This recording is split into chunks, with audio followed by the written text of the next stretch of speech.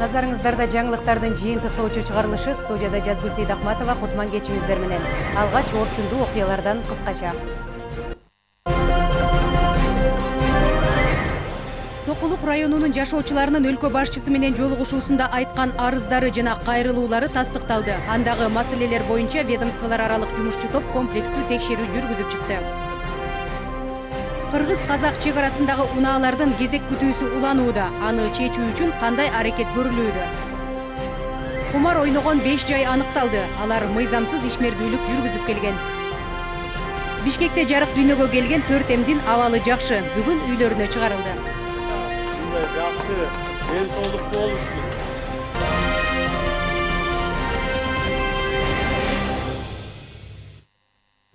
Эми ушул жана башка жаңылыктарды кененирээк баяндайбыз. Сокулук районунун жашоочуларынын арыздары, кайрылуулары тастыкталды. Алар январь айында президент менен болгон жолугушууда бийлик органдарына нааразычылыктарын билдиришкен. Андагы маселелер боюнча ведомстволор аралык жумушчу топ комплекстүү текшерүү жүргүзүп чыкты. Натыйжада милдеттерди жоопкерчиликсиз, компетенттүү эмес аткаруу коомчулуктун ишенбөөчүлүгүн жаратканы белгилүү болду. Теманы Айпери Самат кызы баяндап берет. Тургундар жергиликтүү деңгээлде карала турган маселелер боюнча президентке кайрылууга аргасыз. Бул жарандардын арыздары райондордо, облустарда ар тараптуу каралбай жаткандыгынын белгиси. Сооронбай Шарипович, мен, наверное, жаратканыма үнүм жетти болуш керек. Сиз коррупцияга кадам кой дегенде сизге ишенип, 11 айдан бери куугунтукка алынып, прокуратураны туура айтып кетишти. Айыл өкмөтү, квартальный староста, депутаттар, мен Усейнова Нургуль Эмилхановна, Нургуль Эмилхановна, Фрунзе айылдык кеңешинин депутатымын. Ошо айылыма, элиме, мамлекетиме бекер иштеп берейин деп, өзүм юридический кесибим бар. Иштеп берейин десем, мага аябай тоскоолдуктар болуп жатат айыл өкмөтү тарабынан. Прокуратура органдары полностью договорились айыл өкмөтү менен. Бардык иштерди должностной эмелери менен Сокулук прокуратурасы Бусурманкулов мына биякта отурат. Сиз, пожалуйста, распоряжение менен комиссия түзүп моундай Бусурманкулов, Алиев, Өскөнбаев деген прокурорлорду жокко кетирбесеңер, глава айыл өкмөтү биз кыйналдык. Текшерет, сага келет балдар. Келип табат, текшерет. Анан баары жооп берет карындашым. Азыр заман башка иште. Президенттин Чүй облусундагы Сокулук районунун активи жана коомчулугу менен жолугушуусунда Нургуль Айым сыяктуу көптөгөн жарандар өз көйгөйлөрүн билдиришкен. Тургундар укук бузуу фактылары боюнча конкреттүү атка минерлердин аттарын айтышып, мамлекет башчыга ачык айкын кайрылышкан. Ушуну сиз өзүңүз көзөмөлдөп берсеңиз жакшы болот эле. Ушул жерге эки ооз сөзүмдү айтып калайын десем да түрткүлөп тияктан араң болбой келдим азыр сизге айтып калганга күч менен. Только мен сизден суранат элем ушул нерсени. Менин азыр үй бүлөмө дагы өзүмө да коркунуч келип, үйүмө чейин кирип атышат. Арызды бериң, арызды.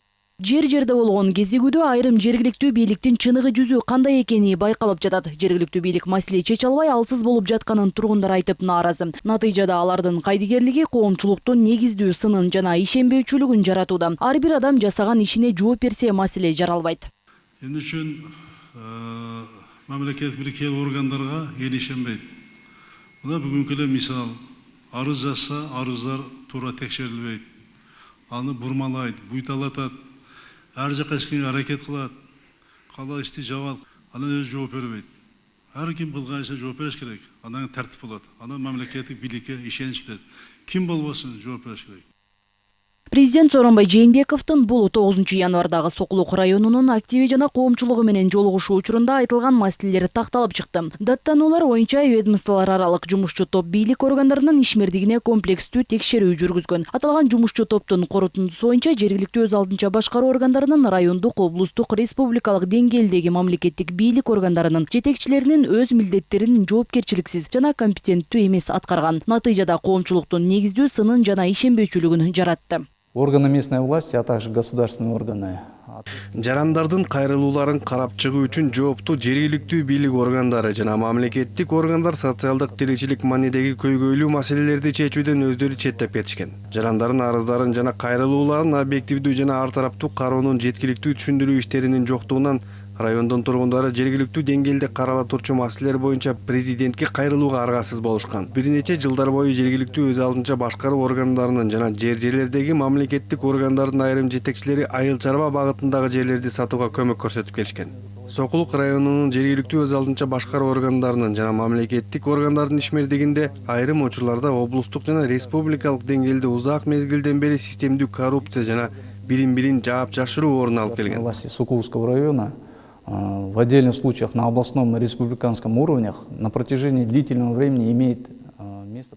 Жоопкерчиликсиз мамиле айыл чарба багытындагы жер тилкелеринин массалык түрдө көзөмөлсүз сатылуусуна жана ал жерде үйлөрдүн мыйзамсыз курулушуна себеп болгон ойлонулбаган натыйжасыз жер саясаты чоң көйгөйлөрдү жараткан. Маселелердин өз убагында чечилбей келгени калктын нааразычылыгын, талаш тартыштарды жаратууда. Жер ээлеринин көп бөлүгү ак ниет сатып алуучулар, тиешелүү документтери колунда. Жер саясатын жүргүзүүдө бүгүнкү күнгө чейин инфраструктураны тиешелүү өнүктүрүү каралбайт. Натыйжада социалдык объектилердин жетишсиздиги жаралды. Жарандар тарабынан аныкталган мыйзам бузууларды териштирүүгө атайлап жол тоболуу фактылары бар. Буга тиешелүү болгон кылмыштарды жана адамдарды жаап жашырууга жол берилүүдө.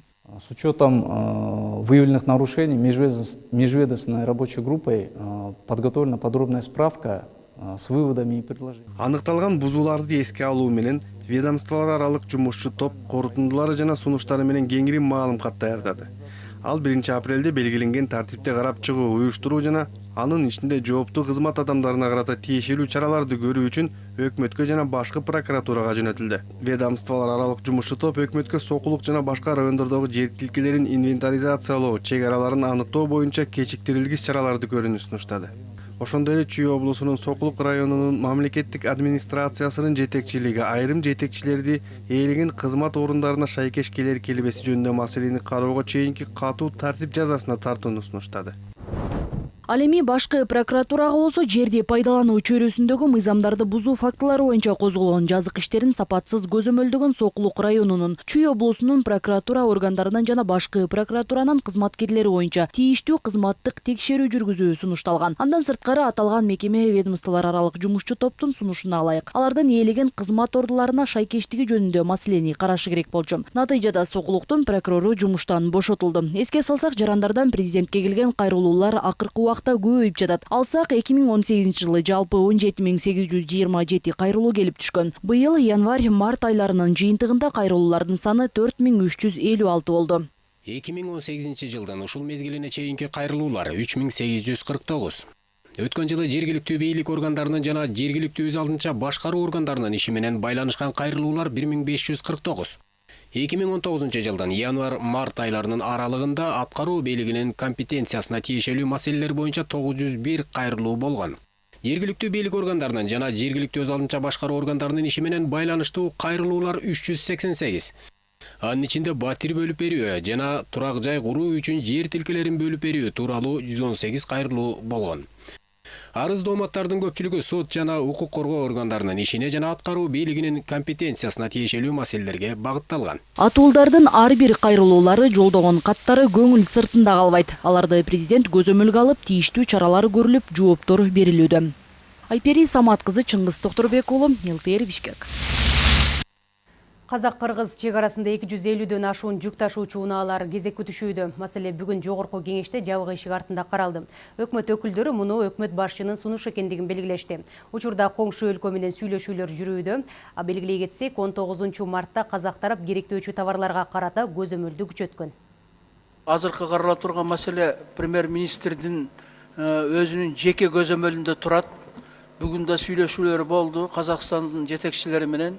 Азыр саат 5-те да жолугуу болот. Нур-Султан шаарында бизден барган делегация бажы кызматынын жетекчиси жетектеп барган. Саат 5-те башталат. Ошондуктан ушул жабык эшик артында карап берсеңиздер деп сиздерден суранабыз. Парламент экс-президенттин кол тийбестигин алуу боюнча мыйзам долбоорун 3-чү окууда жактырды. Жаңы редакцияда Кыргыз Республикасынын президентинин кызмат ордунан четтетилгенден кийин аны кылмыш жоопкерчилигине тартуу мүмкүнчүлүктөрү аныкталды. Мындан тышкары экс-президент мамлекеттик кызмат менен алектенгиси келсе, өзүнө берилген мамлекеттик артыкчылыктарын токтотушу керек. Теманы кабарчыбыз Бактыгүл Султанбек кызы улантат. Коомчулукта кызуу талкуу жаратып келе жаткан президенттин кепилдиктери жөнүндөгү мыйзам долбоорун парламент 3-чү окууда карады. Бул маселе 2018 жылдын май айында эле көтөрүлгөн. Демилгечи депутаттар Исхак Масалиев менен Курманкул Зулушев. Аталган мыйзам долбоорундагы өзгөртүүлөрдү 12-беренесинин аталышы мурункудай калып атат. Просто эске алып коюш керек. Мен негизги өзүм башынан эле позициям ачык болгон. Эч кандай кол тийбестик, кандай формада болбош керек. Biz 3-cü okuda карап атабыз. Өзүңүз да туура айтып кеттиңиз. Бул жерде биз өзгөртүүлөрдү киргизе албайбыз. Экинчи окуда карап атканда бул маселе боюнча биз ойлогонбуз. Комитеттин чечими, палатанын чечими. Алгач аталган мыйзамдын 12-чи беренеси Конституциянын нормаларына туура келбегендигинен улам алып салуу сунушталган. Жогорку кеңеште өткөн жылдын күз айынан бери талаш-тартыштар болуп жатып, мыйзам долбоорунун концепциясы өзгөрүлдү. 12 мартта комитеттин жыйналышында 3-чү окуда кабыл алынган. Кыргыз Республикасынын Жогорку кеңешинин регламенти жөнүндө Кыргыз Республикасы мыйзамынын 53-чү беренесине ылайык мыйзам долбоорунун текстин даярдоодо тиешелүү бөлүмдүн корутундусунун негизинде мыйзам долбоордун мазмуну өзгөртпөстөн тийиштүү жоболоруна өз ара туура байланышын белгилөө максатында редакциялык өзгөртүүлөр киргизилген. Мамлекеттик тил менен официалдуу тил боюнча башка сунуштар түшкөн эмес. Мыйзамдагы өзгөртүүлөр 11-чи берене менен толукталды. Анда экс-президент эгерде партиялык, саясий иш же мамлекеттик кызмат менен алектенгиси келсе, өзүнө берилген мамлекеттик артыкчылыктарын токтотушу керек деп айтылат. Бирок экс-президент иштеп жаткан өлкө башчынын айлык акысынын 75% суммасында өмүр бою пенсия менен камсыз кылынат. Мындай сунушту Бир бол фракциясынын депутаты Акылбек Жапаров берген. В отдельных странах это происходит? Мен кээ бир мамлекеттерде экс-президенттер чоң саясатка кайрадан барбай тургандыгы тууралуу айтып жатам. Алар мисалы кайрымдуулук менен алектенишет. Бул салт болуп калышы керек. Жаңы редакциянын 3-чү беренесинде болсо президенттин кызмат ордунан четтетилгенден кийин аны кылмыш жоопкерчилигине тартуу мүмкүнчүлүгү Конституциянын ченемдери менен аныкталды. Экс-президенттер өзүнүн ыйгарым укуктарын аткарган мезгилде кылмыш жасап, соттун өкүмү күчүнө кире турган болсо, анда аларга каралган бардык мамлекеттик артыкчылыктар жокко чыгарылат. Кылмыш жоопкерчилигине тартуу процедурасы өзгөрдү. Мурда эч кандай кылмыш жоопкерчилигине тартылбай турган норма бар эле. 2007 жылга чейин. Азыр ошону шайкаш келтирдик. Азыр эгерде экс-президенттин кылмыш кылгандыгы аныкталган болсо, бул парламент аркылуу процедура менен өтөт. Уруксат берилет, андан баш прокурор жоопко тартат экс-президентти. Мындан тышкары экс-президенттин үй бүлөсүнө карата берилген кепилдиктерге дагы өзгөртүүлөр кирди. Президенттин үй бүлө мүчөлөрү тийиштүү артыкчылыктар жана жеңилдиктер менен пайдаланылат. Мыйзамдын 6-чы беренеси президенттин үй бүлө мүчөлөрүнүн чөйрөсүн белгиленген норма менен толуктады. 8-чи беренеде президенттин үй бүлө мүчөлөрүнүн өмүрү жана ден соолугу мамлекеттин эсебинен камсыздандырыла тургандыгы жөнүндө норма алынып салынды. Мурда экс-президенттин үй бүлө мүчөлөрү толугу менен жанагындай социалдык камсыздандыруу, охрана жана башкалар менен болсо, азыр экс-президенттин үй бүлөсү бул жубайы, жаш жетелек баласы гана. Жана анын иждивенинде карамагында тургандарга бүгүн ал мыйзам жайылтылбайт. Мыйзамдын 18-чи беренесин күчүн жоготту деп таануу сунуш кылынууда. Мындан ары ар намысын жана кадыр баркын коргоо экс-президенттин өзүнө жүктөлөт. Белгилей кетсек, азыркы тапта экс-президент статусуна Роза Отунбаева менен Алмазбек Атамбаев гана ээ. Ал эми Аскар Акаев жана Курманбек Бакиев болсо мамлекет тарабынан кепилдикке алынбайт. 3-чү окуудан кабыл алынсын. Жоош бериңиздер. Өзгөртүүлөр жана толуктоолор киргизилген Кыргыз Республикасынын президентинин ишмердигинин кепилдиктери жөнүндөгү мыйзам долбоорун депутаттар 3-чү окууда дагы жактырышты. Анда 111 эл өкүлү макул десе, 3 гана депутат каршы добуш беришти. Аталган мыйзам долбоору эми президентке кол коюуга жөнөтүлдү. Макул 111, каршы 3, баары 114 катталды. 114 мыйзам кабыл алынды. Бактыгүл Султанбек кызы, Кайнар Ормонов, ЛТР Бишкек. Бишкек шаарынын 1-Май райондук сотунда жептеги аварияга байланышкан кылмыш иши каралып жатат. Бул иш боюнча 7 айыпталуучу өтүүдө. Эскерте кетсек, Бишкек жылуулук электр борборунда авария болуп, андагы жабдуулар иштен чыккандыктан 2018 жылдын 26-29 январында сырткы абанын температурасы кескин төмөндөгөн маалда Бишкек шаарынын көпчүлүк турак жай жана социалдык жайлары жылуулукту тийиштүү деңгээлде албай калган. Натыйжада 89,5 миллион сомдон ашык зыян келтирилген. Бүгүнкү соттук отурумда айыпталуучу Боркоев көрсөтмө берүүдөн баш тарткан соң сот иш материалдарын изилдөөгө өттү. Иш убактысы бүткөнүндүгүнө байланыштуу соттук отурум ушул жылдын 9 апрель күнү саат 10 жылдырылды.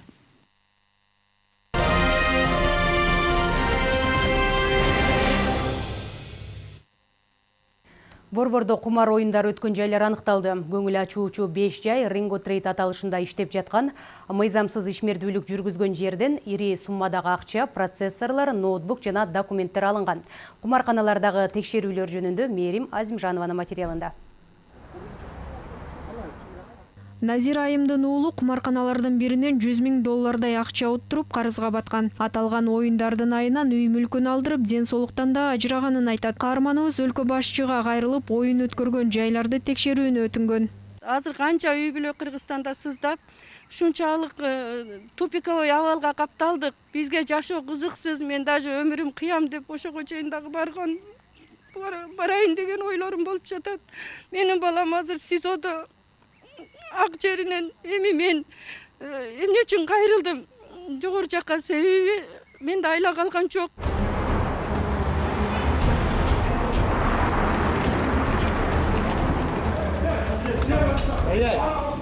Мындай маселелерди чечүүгө криминалдык милиция кызматынын адистери жана ыкчам аракетке келүүчү атайын отряддын аскерлери тарабынан атайын операция өткөрүлдү. Анда мыйзамсыз иштеп жаткан Ринго Трейд аталышындагы көңүл ачуучу 5 жай текшерилди.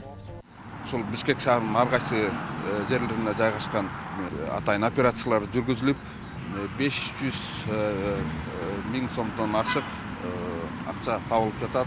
Андан тышкары ошол жерден көптөгөн компьютерлер, планшеттер, дагы башка документациялар алынды.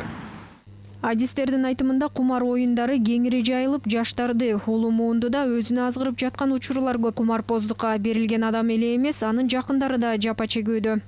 Бизге ошол акчаларын уттурган адамдар, анан ушундай кыйын акыбалга душар болуп калган, даже өзүнүн жанын кыйган ушундай үй бүлөдөн да кайрыла башташты. Аталган факт боюнча тийиштүү тергөө иштери жүрүп жатат. Айта кетсек, кумар оюндарын уюштургандар кылмыш жаза кодексинин 212-беренесине ылайык жазаланат.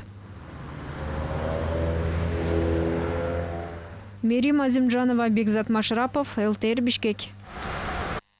Өзгөн районунда жеке жарандын үйүнөн ок атуучу курал табылды. Тактап айтканда Куршап айылынын тургуну АКС үлгүсүндөгү куралды мыйзамсыз каткан жеринен ашкере болду. Автомат үйдүн сарайына катылган жеринен кызматтык иттердин жардамы аркылуу табылганын Ош облустук ички иштер башкармалыгынын пресс кызматы кабарлады. Айтымында мыйзамсыз курал колдонуу тууралуу криминалдык милицияга кабар түшүп, анын натыйжасында жарандын мыйзамсыз аракети бөгөлдү. АКС үлгүсүндөгү автоматты мыйзамсыз каткан 43 жаштагы жарандын үстүнөн кылмыш иши козголуп, анын автоматты кайдан, эмне максатта алгандыгы иликтенүүдө. Окуя Ош облустук ички иштер башкармалыгы тарабынан кылмыштардын жана жоруктардын бирдиктүү реестрине катталып, тергөө иштери улантылууда. Каладагы көрнөк жарнактар орой каталарга толду. Орусчадан кыргыз тилине туура эмес которулушу гана эмес, эне тилде ката менен жазылган көрнөктөр жайнайт. Кезинде айрым депутаттар жарнактарда кыргыз кыздары болсун деген демилгени көтөрүшсө, шаардык мэрия көрнөк жарнактар үчүн жер тилкесин бөлүштүрүүнү пландоодо. А бирок алардагы каталарды ким көзөмөлдөйт? Суроого кабарчыбыз Салбат Эркетаева жооп издеп көрдү.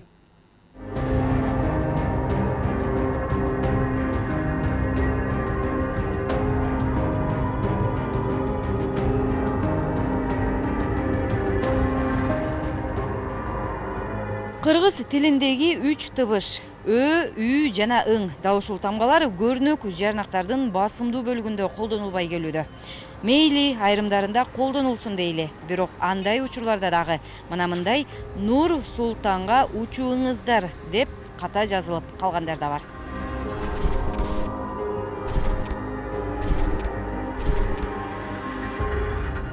Татал деле эмес, оңой эле сүйлөмдөрдүн жазылышынан ор койгон грамматикалык жана орфографиялык каталар. Мындай көрнөк жарнактар интернет айдыңында да кызуу талкууда. Ушундай каталарга жол берген тийиштүү мамлекеттик жана муниципалдык органдар эмне менен алек билбейсиң. Тезектери отурушабы? Бир жолу одежда для всех деген сөздү кийим үчүн бардык деп сөзмө-сөз которуп коюшуптур. Жакшы жери ал дүкөндүн товарлары өзгөрүп, жанагы туура котормо өчүп калды. Орустар убагында ысык көлдү ысык күл деп жаза беришип, кыргыздын ысык деген сөзү ысык болуп кетти көрүнөт. Каладагы көрнөк жарнактарды көзөмөлдөө ар бир райондук акимияттын Бишкек шаарынын мэриясынын милдетинде. Бирок көчө тили катасыз деп айтуу кыйын. Тил комиссиясы көрнөк жарнактар бизнеске айланганын билдирип, алар мыйзамды аткарбай жаткандыгын айтуу менен чектелди. Көрнөк жарнак маселеси бул чоң кирешелүү бизнес тармагына кирет экен. Ошол тармакты тейлеген мекемелер дейбизби, бизнес чөйрөсү дейбизби, ошол тармакта иштегендердин көпчүлүгү мен терең билбейм, бирок ошондой ойго келип атам, орус тилдүү улан кыздар окшойт, жаштар окшойт. Ошондуктан ошол жакта иштеген адамдарыбыз ушул мыйзамды сыйлабай атышат. Минтип көрнөк жарнактар орой каталарга толуп жатканы айрым депутаттарды ойлондурбагандай сезим калтырат. Эл өкүлү Акылбек Жапаров баннерлерде кыргыз кыздары болушу керек деген пикирин билдирүүдө. Учурда бул багытта Белоруссияда жарнама боюнча мыйзамга өзгөртүүлөр киргизилип жатканын мисал кылды. Белоруссиянын президенти ушу жарнамаларда Белоруссиянын кооз жерлерин, Белоруссиянын кыздарын жана кийим-сийимдерди көрсөтүп аткан, Белоруссиянын балдарын ошолорду чыгарсаңар жакшы болот эле деп, алар ошол эркиндей жакшынакай механизмди иштетип алышыптыр да. Белорус тилинде. Мына ошол эркиндей жарнамалардын дээрлик көпчүлүгүнүн баары ошол жерде турат да. Анан биз бул жаатында дагы ошондой нерселерди турмушка ашырсак жакшы болот эле деген ойду айтып атам да. Ал ортодо шаар мэриясы көрнөк жарнактар үчүн өзүнчө жер тилкесин онлайн аукциондун негизинде бөлүүнү пландаштырууда. Буга көчөлөрдө жыш жайгашып жаткан баннерлер себеп. Тек гана Алы Токомбаев көчөсүнөн Байтек Баатыр жакка чейинки аралыкта 23 жарнак тактай орун алса, аралыгы 100-150 метрди түзгөнү мисал.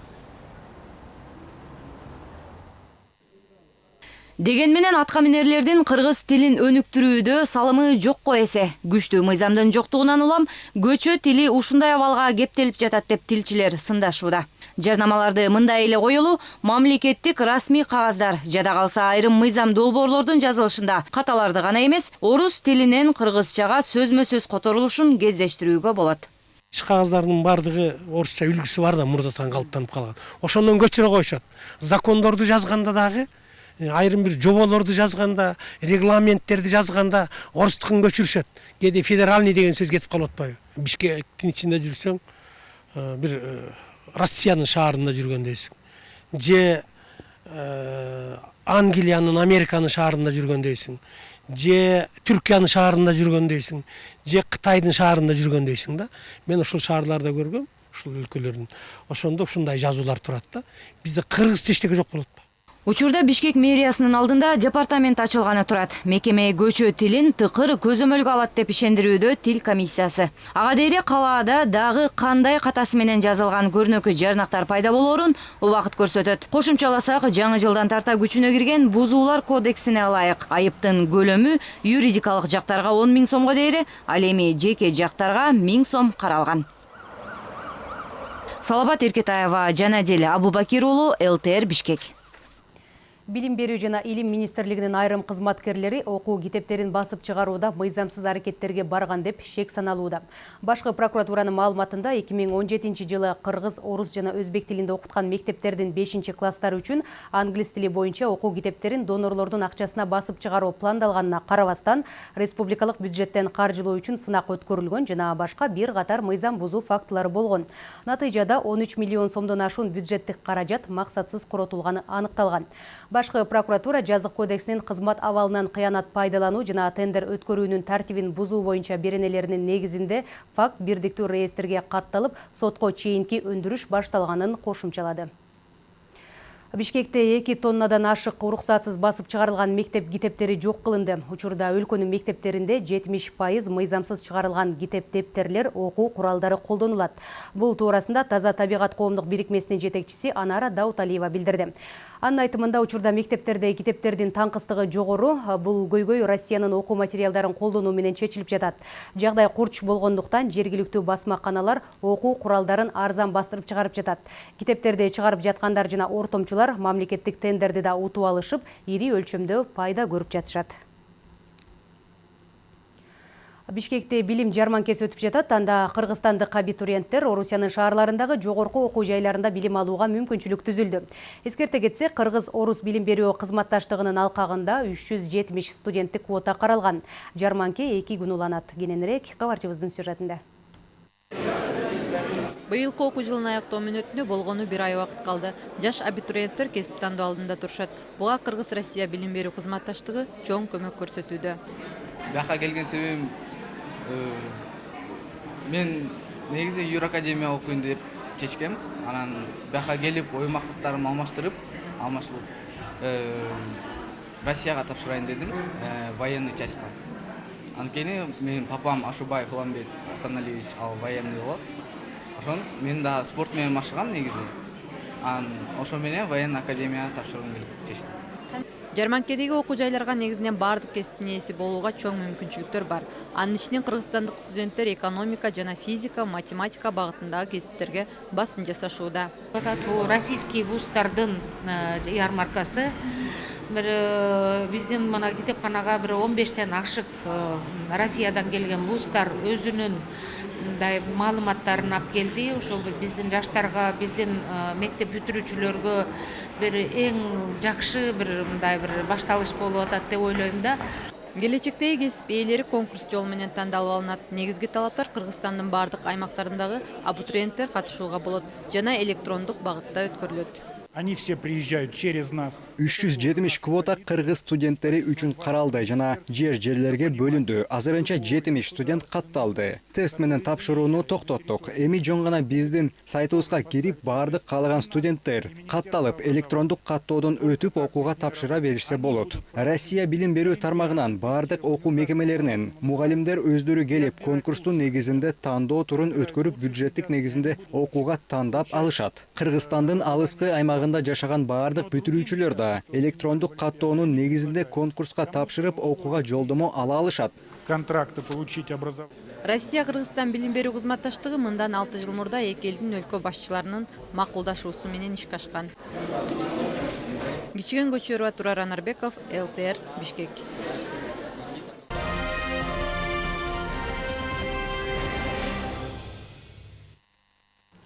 Бишкекте жарык дүйнөгө келген 4 ымыркайлардын абалы жакшы, алар үйүнө чыгарылды. Атайын салтанат уюштурулуп, өлкө президентинин атынан 2 миллион сомдук сертификат ыйгарылды. Каражатка чүрпөлөрдүн ата-энеси турак жай сатып алууну көздөөдө. Кенен кийинки материалда.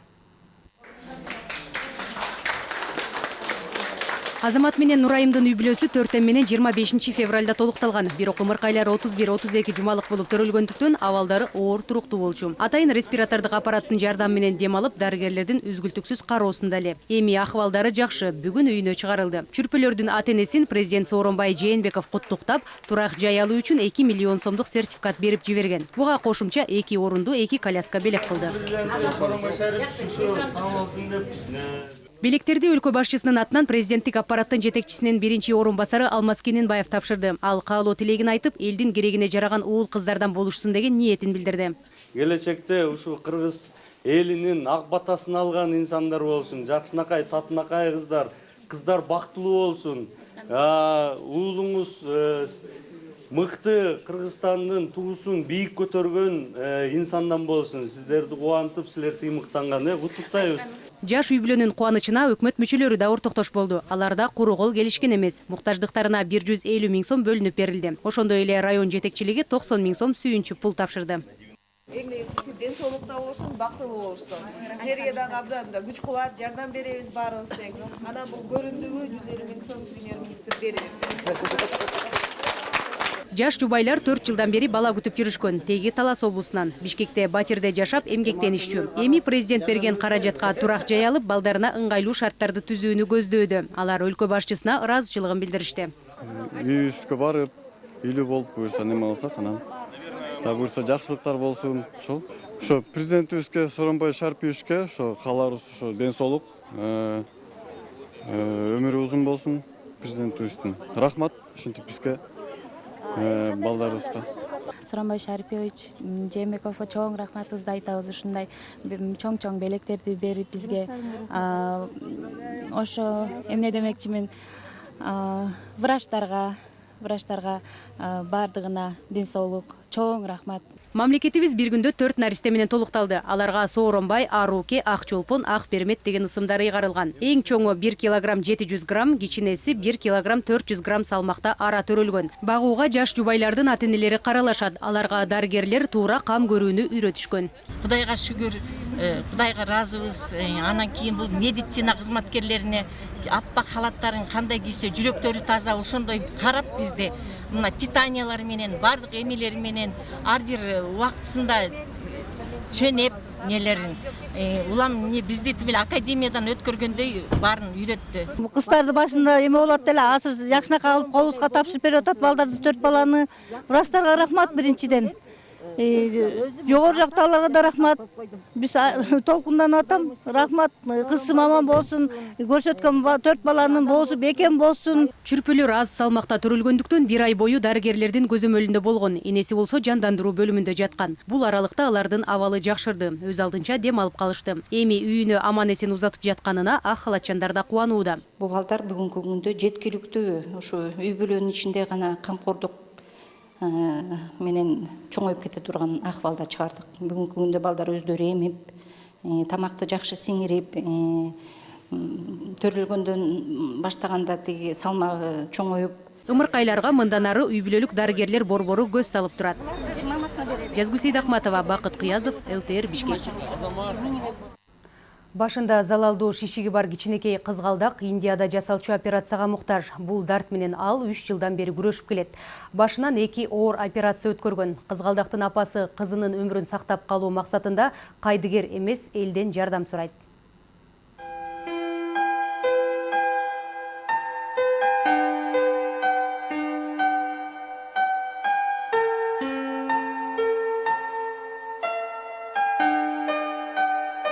Кызгалдак 4 айдан кийин бешке чыгат, бирок ал оорунун айынан, тең туштарынан, акыл эс жана дене мүчөсүнүн өөрчүүсү жагынан бир топ артта. Ал үчүн азырынча өз алдынча кадам таштап басуунун өзү чоң бакыт. Анткени аны бактылуу балалыктан ажыраткан бул илдет бир кезде оорукананын керебетине байлап койгон. Башында залалдуу шишик бар деген дарыгерлердин аныктамасы коюлганда кызгалдак 2 гана жашта болчу.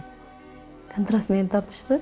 Аны тарткандан кийин ошо 2016 декабрда ноябрда ошо эме диагноз коюп беришти. Ошо башында шишик бар деп 20-25 күн жаттык да операция болчу. Башында перевязкалар бүтүп, анализ тапшырышты гистологияга. Гистологиядан злокачественный опухоль головного мозга деп чыгарып беришти. Учурда айттырбай келген ооруну убактылуу басаңдатуу үчүн кызгалдак химиотерапия алып жатат. Башка балдардай болуп эшикке чыгып ойномок тургай, керебетинен алыстай албайт. Анткени бир химиялык процедура 3 сааттан 6-7 саатка чейин созулат. Буга чейин кызгалдак жергиликтүү хирургтар тарабынан 2 жолу операция болгон. Үчүнчүсү Индияда өтөт. 2 кызын баккан жалгыз бой эне кызынын оорусуна байланыштуу иштебегендиктен операцияга керектелчү каражатты чогултуу үчүн кайрымдуу жарандарга кайрылууга муктаж. Ал жака барсак эми жакшы жогорку деңгээлде, жогорку категорияда врачтар менен жакшы ийгиликтүү өтсө операциябыз. Биз да элдин катарына кошулуп, мындан кичинекей дагы бир кызым бар. Урматтуу мекендештер жана момун мусулман бир туугандарым. Ушул кызыма Индия шаарында операция жасалмакчы болуп атат. Ошого $10,000 сарпталат. Ошого жардам берүү, кайдыгер каралган инсандардан жардам күтөбүз, жардам берүү жагыңызды суранабыз. Гүлзат Индияга чакырууну март айында алган. Операциянын өзүнө $30,000 АКШ мындан тышкары жол кире жана ал жакта жашоосуна кошумча каражат керектелет. Кызгалдактын келечегине кайдыгер карабаган жарандар төмөнкү номерларга кайрылса болот. 0555 49 86 46 Гүлзат Эгембердиева, кызгалдактын апасы. Эл сом капчыгынын номеру 0776 36 60 02.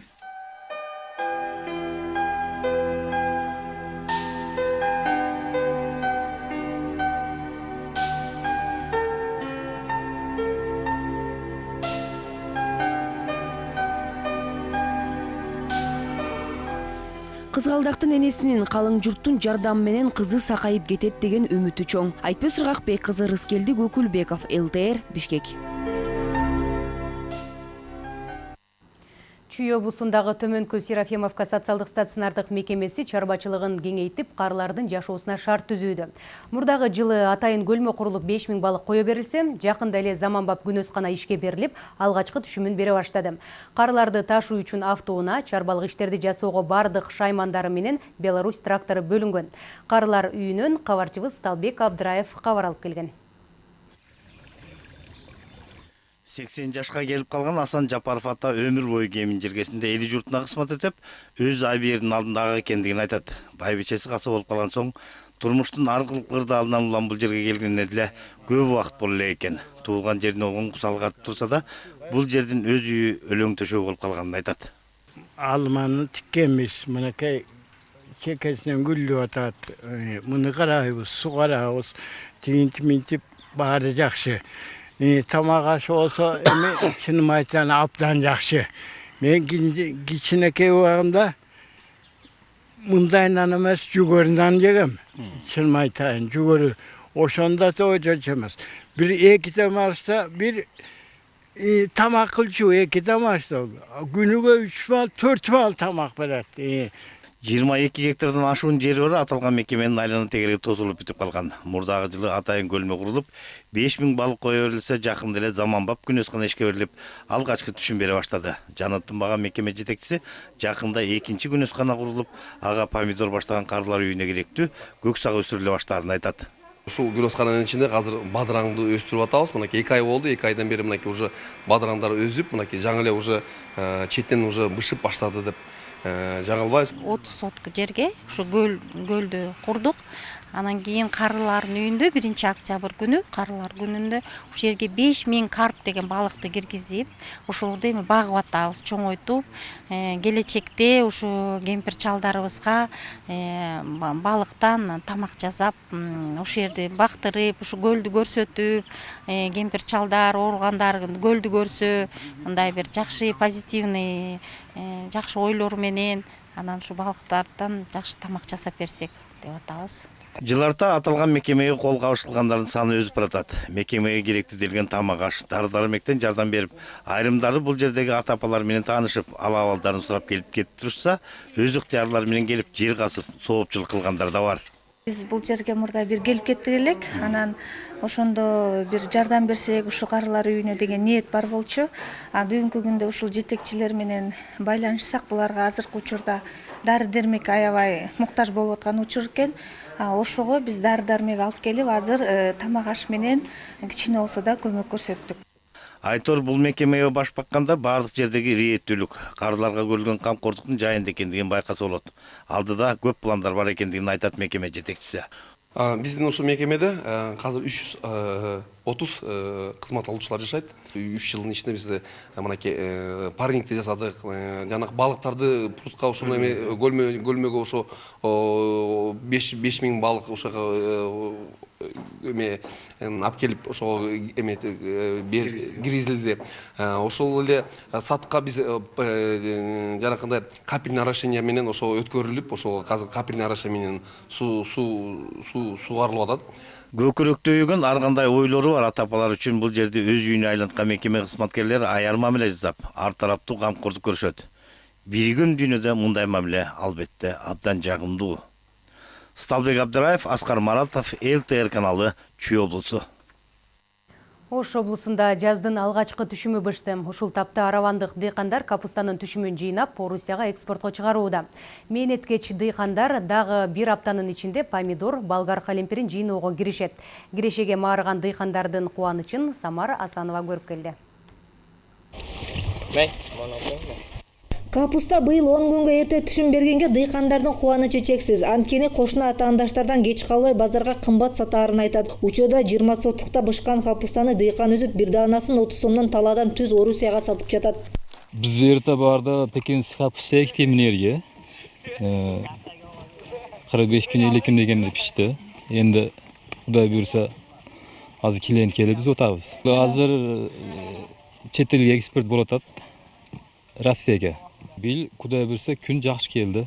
Учурда Араван районунун Уйгур Абад айылында дыйкандар гектарлаган аянттан капустанын түшүмүн үзүүнү баштады. Дыйкандардын айтымында капустанын Байсан сорту эрте бышып, февраль айында күнөсканада асырап, март айында күн жылый түшкөндө ачык асман алдында жетилткен. Ал эми талаада капустанын дагы 2 түрү бышып калды.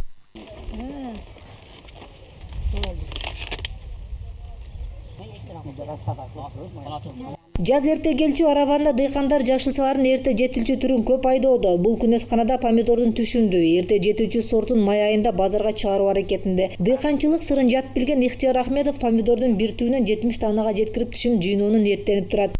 Основной берде теплицада ошо микроклимат деп айтабыз биз. Ошо микроклимат жакшы болуш керек да, таза хаба көп керек болот. Күн ысыганда бу жерде температура эң көбү менен где-то бир 30-35 градус тегерегинде нормальный температура болот эгинде өсүш үчүн. Ундан ашчасы ham зыян болот. Керексиз нурлар бар да, ошо жалбырагын күйгүзөт, эгинде мөмөлөрүн күйгүзүп коет да, ошолордон сактап турат ошо. А пленка өткөзүп берген нурларды ошо сеткалар кармап турат. Учурда агрардык аймактын дыйкандары жашылчанын эрте бышыруучу сортторун эгүүнү чечкен. Анткени чек ара ачылып, кошуна Өзбекстан тараптан жашылчалар эрте чыгып, базарларды каптап, жергиликтүү дыйкандарга чоң атаандаштык жаратууда. Андан улам аравандык дыйкандар эрте бышуучу жашылча түрүн жетилдип, түз талаадан Орусияга экспортко чыгарууга жетишти. Учурда бир эмес 3 түрү сатыкка чыкса, алдыда помидор, болгар калемпири бышайын деп калды. Дыйкандарга азыр мына бир 2 ай. 2 ай ичинде дыйкандар өзү жетиштирген продукцияларını сатып алат. İçki bazarda korga versin çoğunlar. Korga verip şu bizi dıykanlar. Bizi egerçi Aravon Karasu rayonu Kırgızstan'da bagat. Dıykanlar diyem koldaş gerek. Hareket hazır kördünger üyde biri oturbaydı. Üyde biri oturbaydı. Tez satıp alsam, tez çıkarsam da vardığı plyonka götüp gitti. Bu plyonkаны dıykanlarda kıynalıp atkan yeri biz aytıp atpayım. Noyabrdan başlayız dep. Şu noyabrdan baştalganda udobрение salış başladı. Udobрение. Bizde o malda удобрениеге акча болбой калат. Быйыл жазга Төбө Коргон айыл аймагынын дыйкандары жалпы 1500 гектар аянттан жашылча жемиштин түрүн эрте бышырып, базарларга эрте чыгарды. Ал эми капустаны талаадан кадарлар дөңүнөн сатып алып, түз Орусияга экспортко алып чыгууда. Самара Асанова, Бекзат Турдубеков, ЛТР, Ош облусу. Сулайман Тоо улуттук археологиялык тарыхый музей комплексинин кызматкерлери жумуш убактысын 12 саатка узартып иштөө чечимин кабыл алды. Алар быйылкы саякат өнөктүгүнө даярдыктарды көрүүдө. Быйыл туристтердин агымы жылдагыдан көп болот. Анткени 20 апрелде Ош түрк дүйнөсүнүн маданий борбору салтанаты өтөт. Музейдеги камылгалар тууралуу кабарчыбыз Турсун Умаров билдирет. Ар бир экспонат дыккат арчылып, тазаланып, кайсы доорду жашоону чагылдырган тарыхы, маани маңызына карай кайра иреттелип коюлууда. Экспонаттын аталышы жазылган баракчалар алмашып, ар тараптуу камылга кызыганчак. Тоо боорунда Үңкүр музейде жалпы 500дөй тарыхый баалуу табылгалар катылган. Ар бири Ош түрк дүйнөсүнүн тарыхый борбору наамына татыктуулугун даана тастыктап турат. Экскурсия өтүп бергенге даяр. Негизинен дүйнө жүзүнөн бизде жакынкы кошуна мамлекеттерден, Орто Азия элдеринен баштап, алыскы чет өлкөлөргө чейин келген коноктордун саны арбыйт. Мына март айынан, апрель айынан туристик сезон башталат. Чынын айтканда, адамдын агымы ушул тоого аябай көп болот да. Мисалы, Ылдыйкы музейге салыштырмалуу, могу Үңкүр комплекске Сулайман тоого келген адамдын саны бир канча эсе көп. Учурда музей кызматкерлери күн-түн саякатчыларды, кала тургундарын, алыс жакындан келген конокторду мыкты тейлөө аракетин көрүп, ири салтанатка камданууда. Айтымдарында, эгер өткөн жылы 200 миңден ашуун саякатчылар келсе, быйыл 3 эсеге көбөйөрү бышык. Ошондуктан да 8 сааттык жумуш күндү 12 саатка узартып иштөөнү чечти. Антпесе саналуу күндөрдөн соң 20 апрелде Түрксой демилгелеген Ош түрк дүйнөсүнүн маданий борбору салтанатына саналуу күндөр калды. Максат байыркы Ош Сулайман тоого агылган конокторду, саякатчыларды ар убак мыкты тейлөө. Жалпы дүйнөнүн төрт тарабынан келген, жалпы түрк ааламынан келген биздин жетекчиликтерге, зыяратчыларга, туристтерге, ошондой эле илим жаатындагы инсандарга биз Сулайман тообуздун жакшы жаңыланган, жакшырган шартын көргөзүп, элдерге бир руханий, маданий эс алуу тартуулайбыз деген ниет тилегибиз бар. Ошонун аракетинде азыр мүмкүнчүлүктүн жетишинче иштер жүрүп жатат. Учурда музей комплекстеги балуу табылгалардын баары Ош калаасы Улуу Жибек жолунун күрө тамыры Орто Азия чөлкөмүндө гана эмес, дүйнөдөгү эң байыркы шаар болгонун, мында түркүн маданияттардын жуурулушуп, жашоо кечиргени калааны ого бетер өзгөчөлөнтүп турганын ырастайт. Сулайман Тоо музей комплексинин атайын музейлеринде 3000ге жакын экспонаттар болсо, мындагы келген туристтерге бул жердеги гидтер кыргыз, орус жана англис тилдеринде тааныштырат. Былтыр 2018-жылы 215 миңге жакын турист келген болсо, быйыл андан да көп туристтерди күтүп алууга даяр. Турсун Умар, Элиор Байназаров, ЛТР, Ош шаары. Кабарлар түрмөгү соңуна чыкты. Кечиңиздер көңүлдүү улансын.